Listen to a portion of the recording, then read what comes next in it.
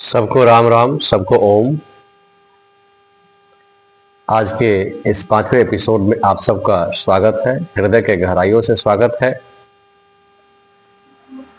सबसे पहले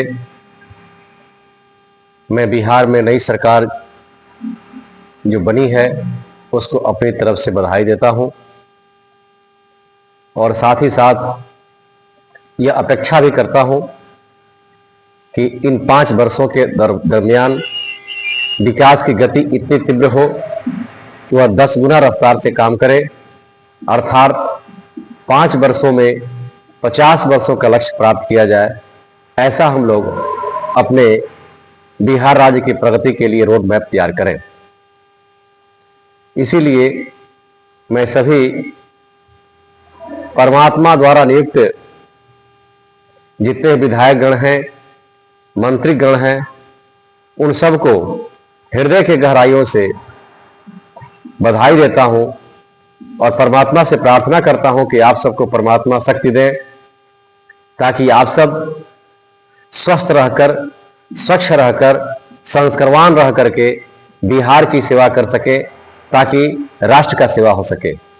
क्योंकि जब अपने राज्य की सेवा करते हैं तो राष्ट्र की सेवा में एक मील का पत्थर साबित होता है। और इस प्रकार जो हमारा जो लक्ष्य है कि सर्वे भवन्तु सुखिनः, सर्वे सन्तु निरामयाः, सर्वे भद्राणि पश्यन्तु मा कश्चित् दुःखभाग् भवेत्, इस लक्ष्य को हम प्राप्त कर पाएंगे।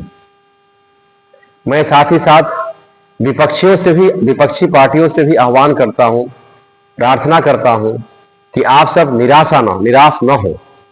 आप सभी अपने आप में मंथन करें कि आखिर आप सबको जनता ने आशीर्वाद क्यों नहीं दिया, आपके अंदर क्या कमियां रह गई।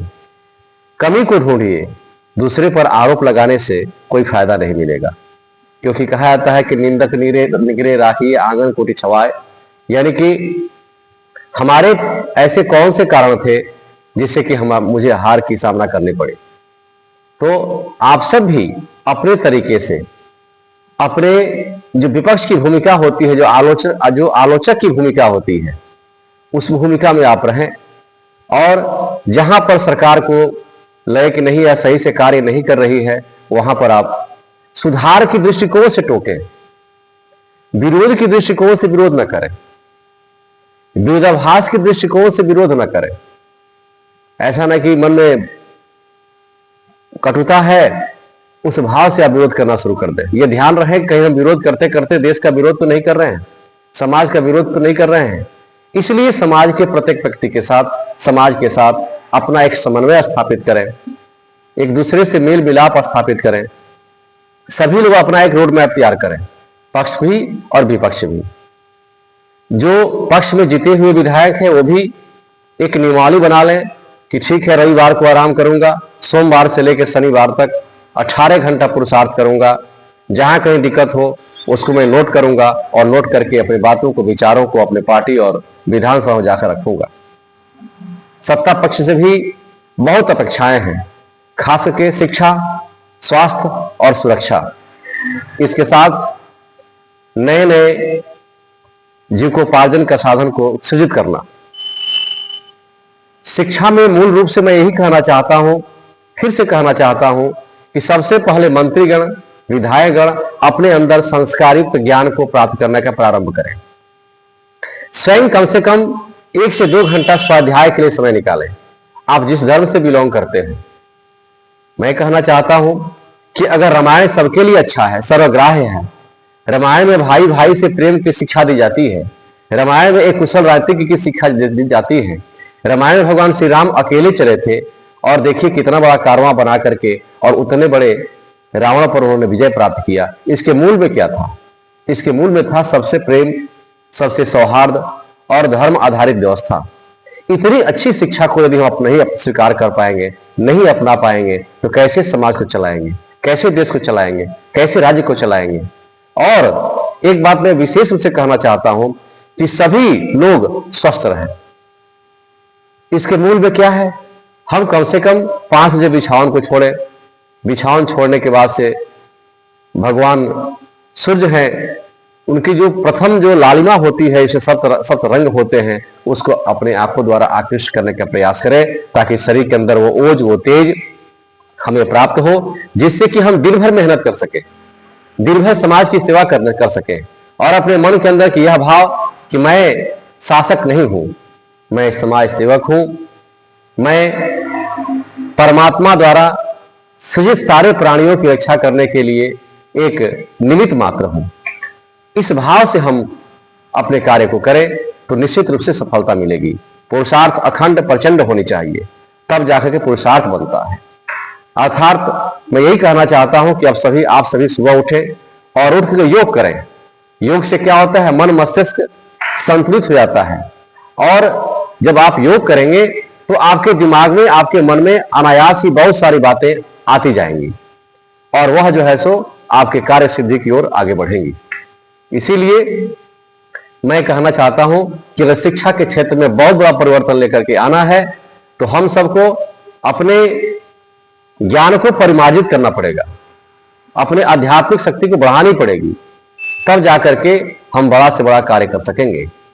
इस प्रकार शिक्षा, स्वास्थ्य में इस प्रकार का सुधार हो ताकि आम जनता को यह अनुभूति हो, आम जनता को यह अनुभव हो कि हम किस प्रकार से लाभान्वित हो रहे हैं।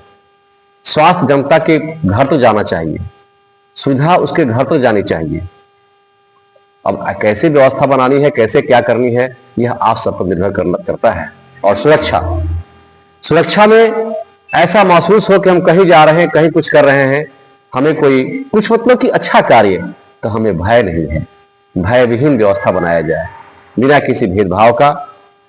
तो आज मैं बहुत बड़े इस वीडियो को नहीं करके मैं कहना चाहता हूं कि जुडिशरी सिस्टम में भी जो जज बने उनको धर्म का संपूर्ण ज्ञान हो, गीता का ज्ञान हो, वेद का ज्ञान हो, रामायण का ज्ञान हो। अर्थात शिक्षा में जब तक आमूल चूल परिवर्तन नहीं होगा तब तक वर्तमान यानी कि जो हमारा आधुनिक ज्ञान है उसको प्राप्त करके भी हम बड़ा से बड़ा कार्य नहीं कर पाएंगे। हमें उस मानसिकता से लड़ाई करनी है जो हमें करप्ट बनाता है, जो हमें आतंकवादी बनाता है, जो हमें राष्ट्रद्रोही बनाता है। इन सब व्यवस्थाओं से दूर करने का, इन सब व्यवस्थाओं को ठीक करने का एकमात्र उपाय है कि जन जन में, चाहे हिंदू हो, चाहे मुस्लिम हो, चाहे सिख हो, चाहे ईसाई हो, सबको रामायण, सबको गीता, सबको योग, सबको आध्यात्मिक ज्ञान, जजों को अध्यात्म का संपूर्ण ज्ञान दिया जाए ताकि हमारे जुडिशरी सिस्टम भी ठीक ढंग से काम कर सके। प्रशासक को भी धर्म के प्रति अभिरुचि होनी चाहिए, उसको ज्ञान होना चाहिए ताकि एक कुशल प्रशासक के रूप में वह समाज की सेवा कर सके। और साथ ही साथ मैं आम जनता से भी प्रार्थना करना चाहता हूं कि आप भी अपने नेतागणों से, आप भी अपने विधायकों से अपनी छोटी छोटी कार्यों के प्रति उनको परेशान न करें।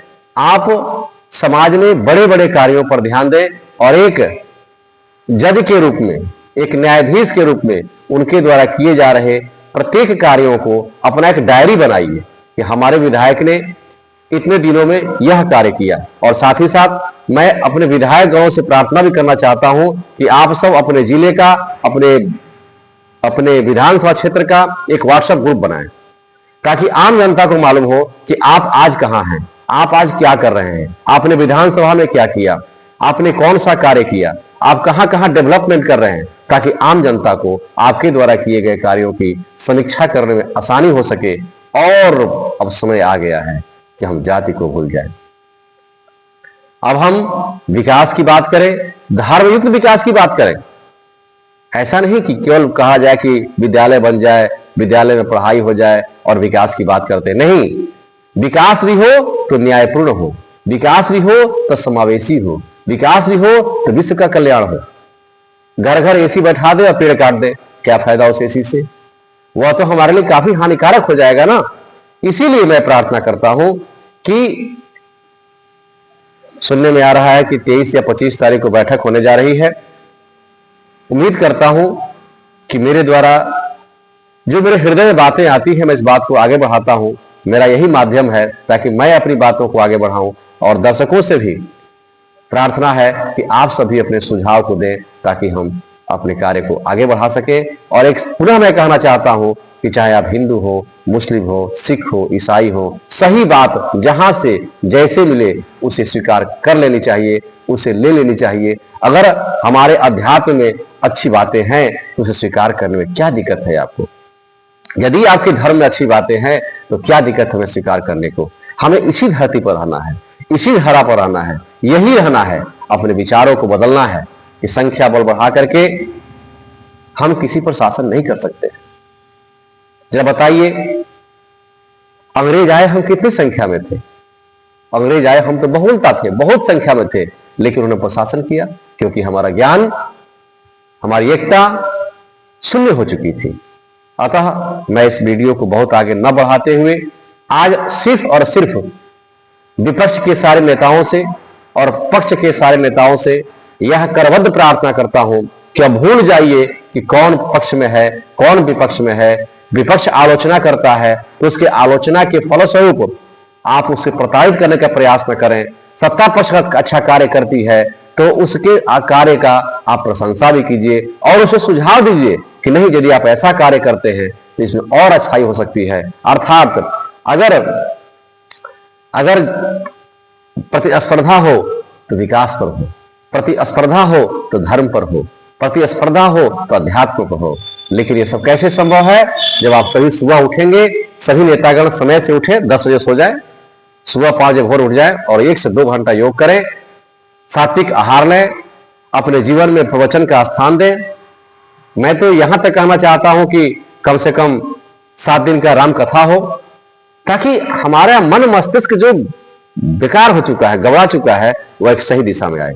इन्हीं शब्दों के साथ मैं आज अपने इस वाणी को विराम करता हूं और मैं प्रार्थना करता हूं कि आप सब इस विचार को अवश्य सुने और जो कमियां हैं वो बताएं और जो आपके पास, आपके दिमाग में जो भी बातें आती हैं उसे आगे बढ़ाएं। इन्हीं शब्दों के साथ आप सबका दिन शुभ हो, आप सबका जीवन कल्याण से भरा हो, आप सब स्वच्छ रहें, समृद्ध रहें, संस्कारवान रहें और 2047 का जो संकल्प लिया गया है कि हमारा देश वैभवशाली बने और विश्व का नेतृत्व करे, इसके लिए जरूरी है कि हम सब एक साथ मिलकर के जो जहां जैसे है प्रयास करें, निश्चित हम सफलता प्राप्त करेंगे। इन्हीं शब्दों के साथ आप सबको से मैं विदाई लेता हूं। ओम जय हिंद, जय भारत।